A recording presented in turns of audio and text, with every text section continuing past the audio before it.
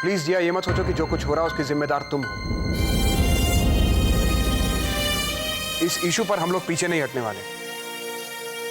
हमारी कंपनी और नेत्रा के बीच में रिश्ता खत्म होना है, बस। लेकिन बिजनेस और फैमिली दो अलग चीजें हैं भैया।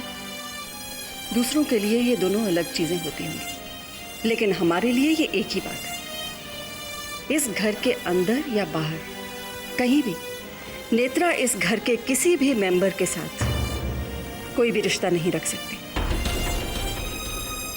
मैं जानती हूँ आप लोग मेरी वजह से कंपनी का बहुत बड़ा नुकसान करने जा रहे हैं। अगर नुकसान हो भी रहा है ना तो कोई बात नहीं है, लेकिन नेत्रा को एक सेकंड के लिए भी हम बर्दाश्त नहीं कर सकते।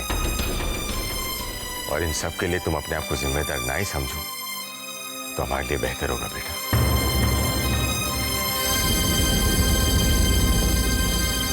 अरे मम्मी, आप यहाँ बैठे हो, आपने तो कुछ देखा ही नहीं। आप ना यूं ही जिया के खिलाफ इतनी बातें करते रहते हो। जिया को देखो। क्यों? ऐसा क्या काम कर दिया तेरी उस महान जिया ने? इतना सब कुछ होने के बावजूद भी हमारी कंपनी को बचाने के लिए जिया ने ना नेत्रा को ब्रांड एम्बेसडर की पोस्ट से हटाने के लिए मना कर दिया। कितना कुछ करती है ना वो बेचारी इस घर की भलाई के लिए। अरे ये सब उसका नाटक है, मैं खूब जानती हूँ। वो सारे घर वालों को अपने काबू में करने के लिए ये नाटक कर रही है। खुद को महान साबित करना चाहती है ना, इसलिए कुर्बानी का नाटक कर रही है। डब्बो, मम्मी कभी कभी पॉजिटिव सोच लिया करो। नेगेटिव सोचने से ना दुनिया की सारी चीजें उल्टी दिखाई देती हैं। तू कुछ जानती नहीं ना डब्बू, इसलिए ऐसा कह रही है।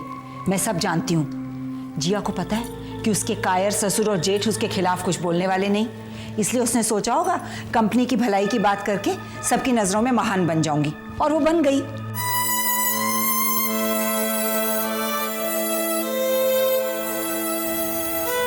जिया, चलो बेटा खाना खा लो। नहीं माँ, मुझे भूख नहीं है। जिया, तुम्हारे इस तरह ना खाने से पूरे घर में उपवास हो रहा है बेटा।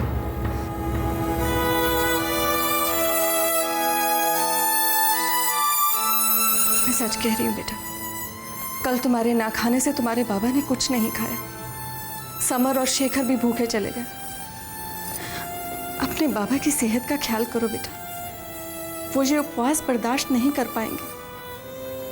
डॉक्टर्स ने भी उन्हें स्ट्रेस लेने से मना किया है। जिया, अपने बच्चे के बारे में सोचो। अपनी इस लड़ाई में तुम उसे क्यों तकलीफ दे रही हो? तुम्हारे बाबा या बच्चे को भगवान न करे कुछ हो गया तो? ऐसा कब तक चलेगा जिया? तुम पहले बहुत झेल चुकी हो, अपने आप को और मत सताओ। चलो, तुम्हारे बाबा डाइनिंग टेबल पर तुम्हारा इंतजार कर रहे हैं। चलो।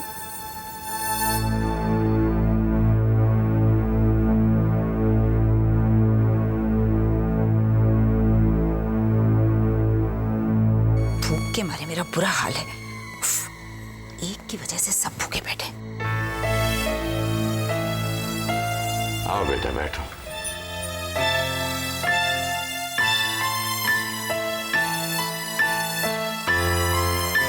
चलो खाना शुरू करो।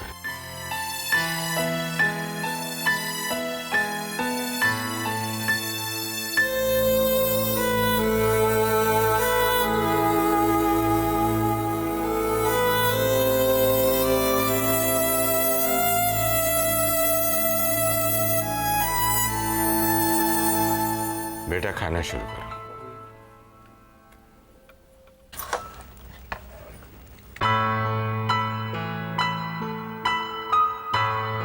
थैंक गॉड जिया खाना खा रही है।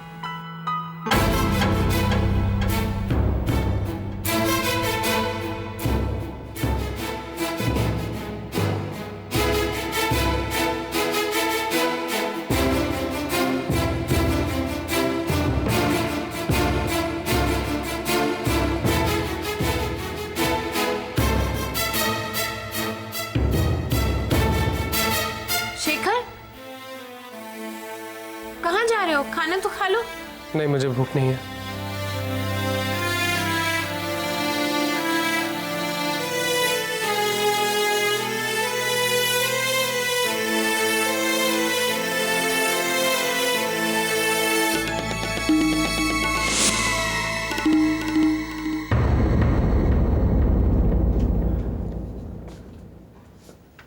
क्या खाना? कैसे मुझे भूख नहीं है। शेखर भैया, कल से आपने कुछ भी खाना नहीं खाया, थोड़ा तो खा लो। मुझे वाकई भूख नहीं, तुम खाना ले जाओ।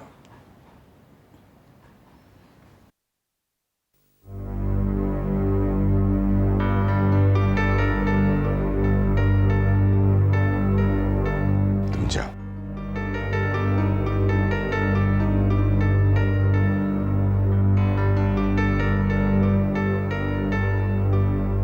शेखर बेटा, मैं जानता हूं कि तुमने खाना नहीं खाया है। नहीं बाबा, मैं सच कर रहा हूं, मैंने खाना खा लिया। तुझे तो झूठ बोलना भी नहीं आता है। मेरी आंखों में देखकर बोल कि तूने खाना खा लिया है। पापा, पापा प्लीज मुझे माफ कर दीजिए। मैं खुद नहीं जानता उस वक्त मुझे। बेटा, माफ करने के हकदार हम नहीं हैं। माफ तो तुझे वही करेगी जिसका तू मुजरिम है। लेकिन इसका मतलब ये तो नहीं ना कि तू खाना छोड़ दे। चल खाना खा ले। बाबा मुझे वाकई भूख नहीं है। बेटा, माँ बाप के सामने जब बच्चे भूखे रहे ना, तो माँ बाप चैन से कैसे रह सकते हैं? तू जब बाप बनेगा तब तेरी समझ में आएगा। बाबा जब तक जिया मुझे माफ नहीं करेगी तब। जिया तुझे बहुत प्यार करती है, लेकिन उसकी तकलीफ भी बहुत बड़ी है। वो एक मुश्किल दौर से गुजर रही है बेटा, लेकिन वक्त के साथ सब कुछ ठीक हो जाएगा। लेकिन तू खाना नहीं खाएगा ना, तो तेरी तबीयत बिगड़ जाएगी। चल खाना खा ले।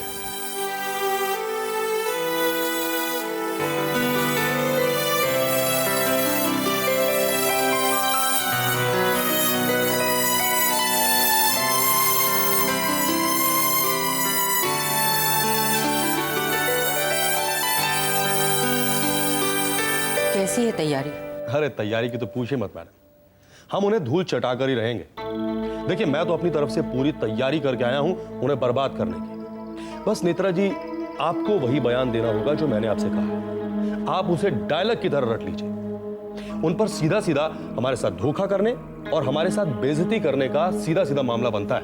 और हाँ, शेखर की पूरी जन्मपत्री निकलवा ली है मैंने। उसको तो मैं यूं चुटकियों में साबित कर दूंगा कि उसने आपको यूज किया और फिर उसने आपके साथ। मैंने इस सिलसिले में सारे कोर्ट पेपर्स तैयार कर लिए हैं, बस नेत्रा जी को उन पर साइन करने हैं। That's it.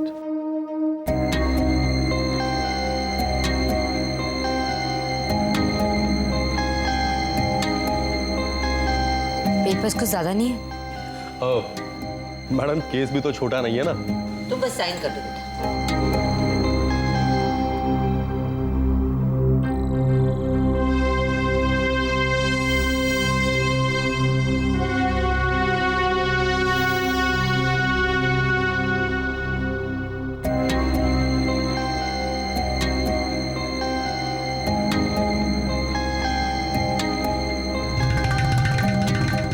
मैंने उस लड़की के खिलाफ सारे सबूत इकट्ठे कर लिए हैं और मैं ये साबित कर सकता हूं कि वो एक कैरेक्टरलेस लड़की है।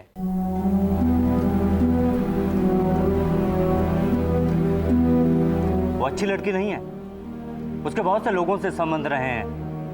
पहले कोई अर्जुन था, फिर मैडी, और अपने पीए के तो वो बहुत ज्यादा क्लोज है। क्या ये सब जरूरी है?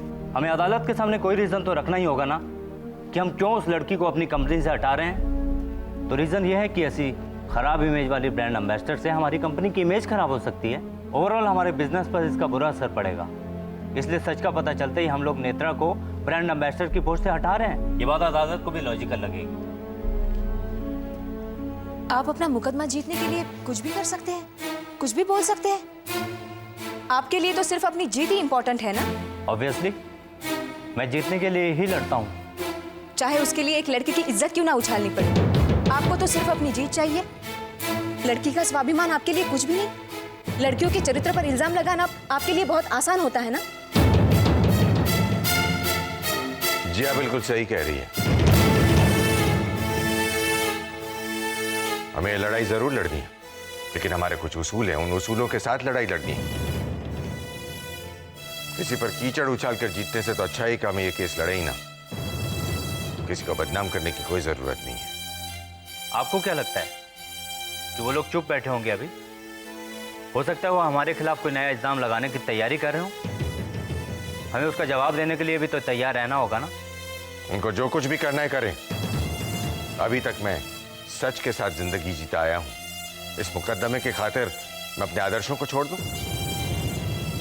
थोड़ी सी जिंदगी बची है, वो भी सच के सहारे जी लेने दो बेटा।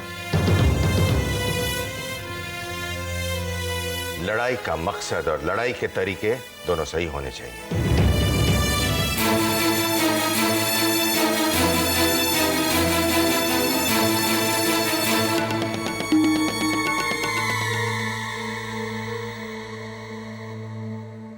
क्या हुआ रुक्मिणी जी? कुछ नहीं। मैं समझ सकती हूँ आपका दुख, एक माँ का दुख। माँ बाप बच्चों को अच्छी परवरिश देते हैं कि बच्चे बड़े होकर अच्छे काम करें, पर बच्चे जब रास्ते से भटक जाते हैं तो दुख तो होता ही है। एक बात कहूँ? हाँ कहिए। अगर आप मुझे मौका दें तो मैं एक झटके में इस मामले को निपटा दूँ। वो कैसे? उस नेत्रा की बच्ची से बात करके, उसे समझा के। नहीं नहीं, रहने दीजिए। अरे रुक्मिणी जी, मैं जानती हूँ बात करने से बात बन जाएगी। हमें उससे कोई भी फेवर नहीं लेनी है। मैं तो उसकी शक्ल भी नहीं देखना चाहती हूँ। तो आप मत जाइए, मैं जाऊंगी। अरे घर पर इतनी बड़ी मुसीबत आई है, मुझे भी तो कुछ करना होगा ना। मैं उसे जाके समझाऊंगी कि ये सब करने से उसे कुछ मिलने वाला नहीं है। वो केस हार जाएगी, इसलिए बेहतर है कि वो केस वापस ले ले। रहने दीजिए, इन्हें भी अच्छा नहीं लगेगा। करने दीजिए ना उसे जो भी करना है उसे। अच्छी तो मुझे नहीं लग रही है जिया की ये महानता, इसलिए मैं तो जाऊंगी नेत्रा के यहाँ, क्योंकि नेत्रा के इस केस लड़ने से उसकी प्रॉब्लम भी बढ़ेगी और मेरी भी। लगता है कोर्ट जाने की तैयारी में हो। आप यहाँ? मैं तुम्हें कुछ समझाने आई हूँ बेटा। अभी भी कुछ बाकी है क्या? तुम खामखा नाराज हो रही हो, पहले मेरी बात तो सुनो। जी कहिए। देखो, तुम ये केस बेवजह लड़ रही हो। तुम्हें क्या चाहिए, शेखर या अपनी बेइज्जती का बदला? बोलो। जाहिर है तुम्हें शेखर चाहिए, पर इस तरह ये मुकदमा करके तो तुम शेखर की नजर में बुरी बन रही हो। उसको परेशानी में डाल के तुम अपने प्यार का क्या सबूत देना चाहती हो? अरे उधर जिया को देखो, इतना सब होने के बावजूद वो महान बनी हुई है। उसने तुम्हें ब्रांड एम्बेसडर की पोस्ट से हटाने को मना कर दिया, जिससे कंपनी को नुकसान ना हो। यह अलग बात है कि सबने माना नहीं, पर अब तुम बताओ, इससे शेखर की नजर में कौन महान बना, जिया या तुम? केस तो तुम जीत भी जाओगी, मुझे मालूम है, पर ये मुकदमा जीत कर क्या शेखर तुम्हें मिल जाएगा? नहीं, कभी नहीं। वो तुमसे दूर, बहुत दूर चला जाएगा। देखो बेटा, तुम अपने मकसद से भटको मत। तुम्हारा मकसद है शेखर, ना कि ये मुकदमा। मेरी सलाह मानो तो ये मुकदमा वापस ले लो, तभी तुम जिया की बराबरी कर पाओगी, वरना नहीं।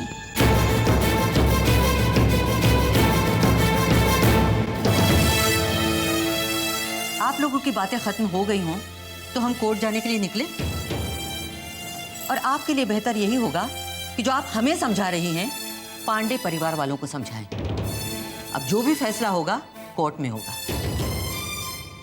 मुझे उम्मीद है तुम कोई बेवकूफ़ी नहीं करोगी। ठीक है, फिर मैं चलती हूँ।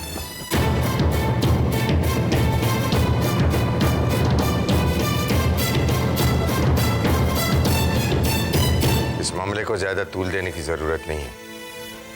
कोशिश करना कि मामला आज ही निपट जाए। अपनी तरफ से आगे की तारीख लेने की कोशिश मत करना। जी बाबा, ऐसा ही होगा। सोच रहा हूं मैं भी तुम लोगों के साथ चलूं। नहीं नहीं बाबा, आप रहने दीजिए। वहाँ मीडिया के लोग होंगे, तरह तरह के सवाल पूछेंगे। आप यहीं पर रहिए। ठीक है।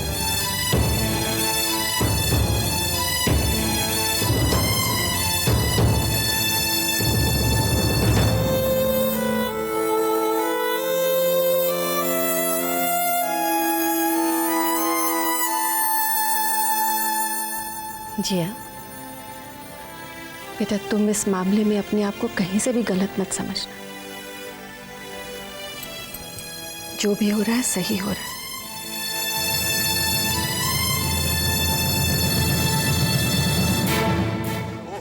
प्लीज पीछे हटिए, पीछे हटिए। अरे भैया पीछे प्लीज, अरे भाई प्लीज पीछे, आपने पीछे हटिए, बाद में बात होगी आप लोगों से, प्लीज पीछे रहिए ना, पीछे। क्या आप बता सकते हैं शेखर साहब की इतनी सी दोस्ती होने के बावजूद आप दोनों कोर्ट में आमने सामने हैं, ऐसा क्यों? No comments please. बीके हटाओ।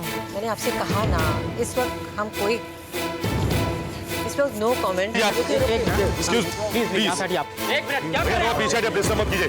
अरे इनको पीछे कीजिए प्लीज, आप लोग पीछे हटिए। कैमरा दूर रखो यार। हेलो, पीछे। डेट्स की बात अभी नहीं कर सकते, पीछे करिए प्लीज। अरे बाद में करना फोन यार। डिस्टर्ब मत कीजिए आप लोग। वो देखिए वो लोग भी आ गए। प्लीज हटिए यहाँ से। आप लोग समझते कि क्या? भैया थोड़ा डिस्टर्ब मत कीजिए आप लोग। एक मिनट, चलिए आइए। हर हालत में शेखर साहब, क्या आप बताएंगे आपके और नेत्रा जी के बीच में जो रिलेशन है वो प्रोफेशनल है या पर्सनल? सुना है किसी पर्सनल रीजन की वजह से आपकी कंपनी नेत्रा जी को हटाई गई है। देखिए, जब आप सब जानती हैं तो पूछ क्यों रही हैं? जो जी में आता छाप दीजिए। शेखर प्लीज इस तरह गुस्सा मत करो। उनके चेहरों को देखिए, ऐसी हवाइयाँ उड़ रही हैं उनके चेहरे पे। साफ पता चल रहा है कि कोई तैयारी नहीं की उन्होंने। मैंने तो पहले आपसे कहा था कि जीत हमारी पक्की है, 100%। हमें काम करने दीजिए, जाइए पीछे। हटिए ना आप लोग, बात क्यों नहीं समझ रहे हैं? प्लीज आइए चलते हैं।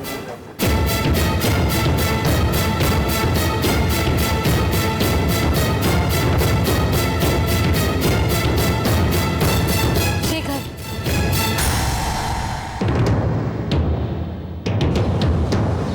शेखर मेरी बात सुनो प्लीज।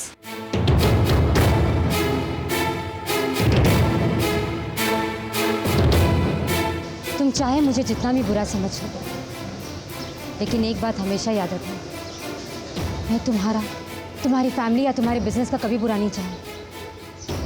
तुम चाहे मेरे साथ जैसा भी बिहेव करो, लेकिन मैं हमेशा तुम्हारा भला चाहूँ। मैं तुम्हारे साथ किसी भी तरह का मुकदमा नहीं लड़ना चाहती। मैं ये केस वापस लेती हूँ कि मैं तुम्हें इस तरह परेशान नहीं देख सकती। मैम, ये आप क्या कह रही हैं? सुनो बेटा, तुम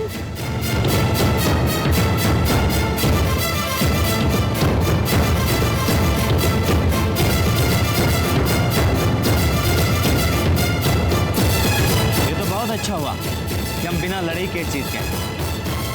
कॉन्ग्रेचुलेशंस।